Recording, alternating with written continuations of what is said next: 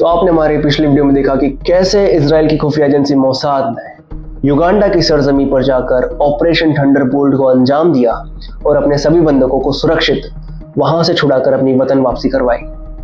तो आज की इस वीडियो में हम जानेंगे कि कौन था उस ऑपरेशन का मास्टरमाइंड और क्या उसकी मंशा थी, क्या उसका हश्र हुआ और कैसे इजराइल की खुफिया एजेंसी मोसाद ने उसका बदला लिया और कैसे उसका खात्मा किया।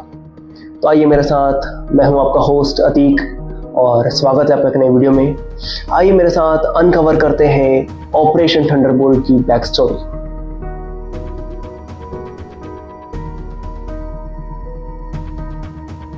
ऑपरेशन थंडरबोल्ट के बाद इजराइल के सैनिक, इजराइल की मोसाद एजेंसी सिर्फ इसी बात को पता लगाने में जुट गई थी कि इस पूरे ऑपरेशन का मास्टरमाइंड कौन था।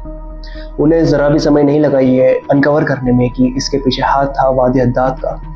वादी हद्दाद और कोई नहीं, फिलिस्तीन का रहने वाला एक एक्टिविस्ट था जो फिलिस्तीन की आज़ादी की लड़ाई बचपन से लड़ते आ रहा था।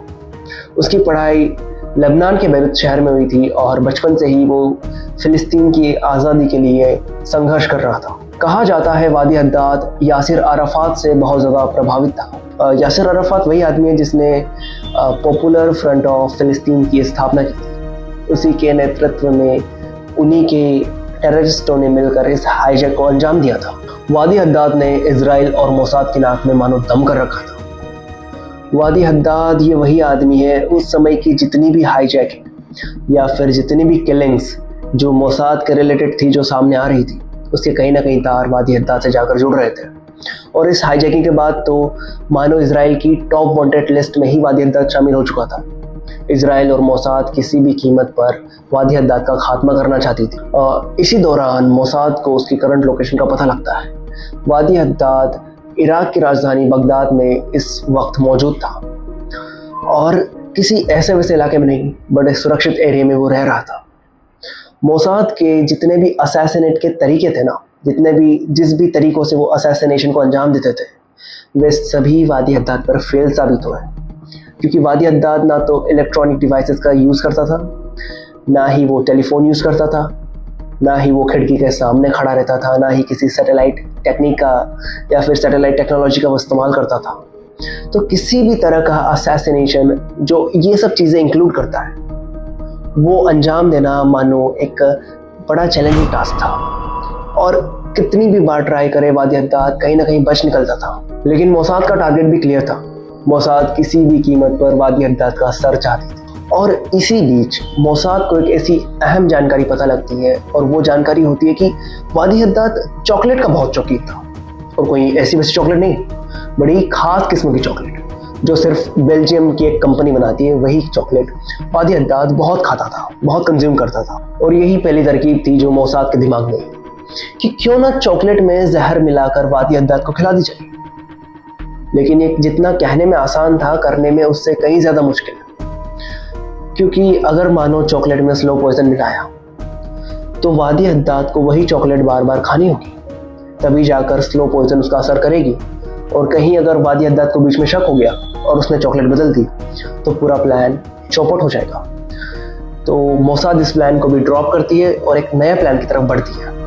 तारीख थी 28 जनवरी 1979, लोकेशन थी बगदाद, इराक।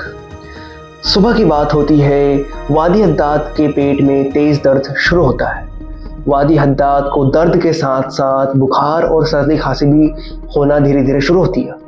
आनन फानन में उसे वहीं के करीबी हॉस्पिटल, जो वहाँ का गवर्नमेंट हॉस्पिटल रहता है, उसमें उसे भर्ती किया जाता है।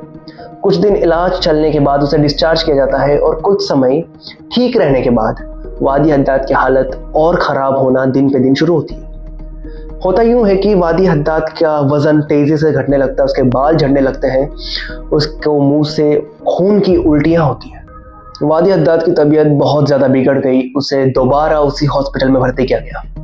उसके सभी जांचें हुई, सभी टेस्ट हुए। डॉक्टर ये समझ नहीं पा रहे थे कि वादी हद्दाद को हुआ क्या है। सभी रिपोर्ट्स नॉर्मल आ रही थी, लेकिन डॉक्टर को कुछ तो शक था। डॉक्टर्स ने देखा कि कहीं ना कहीं इसके पेट में जहर ज़रूर है जो ये रिएक्शन कर रहा है। धीरे धीरे बात यासिर अराफात तक पहुंचती है। यासिर अराफात उन्हें सुझाव देता है कि इसके बारे में ईस्ट जर्मन सीक्रेट सर्विस को बताया जाए। ये वही एजेंसी होती है जो उस समय फिलिस्तीन का प्रो समर्थक थी। सीक्रेट सर्विस ने वादी हद्दाद को ईस्ट बर्लिन के एक हॉस्पिटल में भर्ती करने का सुझाव दिया। तारीख आती है 19 मार्च 1978। वादी हद्दाद को उस हॉस्पिटल में एडमिट किया जाता है और वहाँ पर उसके सभी टेस्ट होते हैं। डॉक्टर्स अभी भी परेशान थे कि कोई बीमारी उनके पकड़ में नहीं आ रही थी। सभी टेस्ट नॉर्मल थे, लेकिन उन्हें एक बात का संदेह ज़रूर था कि वादी हद्दाद के पेट में कोई ना कोई ऐसी चीज़ है जो बहुत ही धीमे तरीके से काम कर रही है और बहुत ही धीमे तरीके से उसके शरीर में प्रवेश कर रही है। डॉक्टरों ने वादी हद्दाद के आसपास मौजूद सभी लोगों से बातचीत की, वादी हद्दाद की दिनचर्या के बारे में पूछा, लेकिन उसकी दिनचर्या में से कोई भी ऐसी चीज़ सामने नहीं आई कि जो डिफरेंट हो या फिर जिससे कुछ हो सके। सभी चीज़ें नॉर्मल थी। डॉक्टर अभी तक पता नहीं लगा पाए थे। वादी हद्दाद की तबीयत दिन पे दिन बिगड़ती जा रही थी। अब उसे ईस्ट बर्लिन के हॉस्पिटल में 10 दिन पूरे हो चुके थे, लेकिन डॉक्टर अभी तक बीमारी नहीं पकड़ पाए थे। वादी हद्दाद की तबीयत दिन प्रतिदिन खराब होती जा रही थी। उसे ये बीमारी हुए को 50 दिन पूरे हो चुके थे। अब तारीख आती है 29 मार्च 1979। ये वो दिन होता है जब वादी हद्दाद ने हॉस्पिटल में अपनी आखिरी सांस ली। आसपास हॉस्पिटल में मौजूद कोई भी ये समझ नहीं पा रहा था कि आखिर हुआ क्या।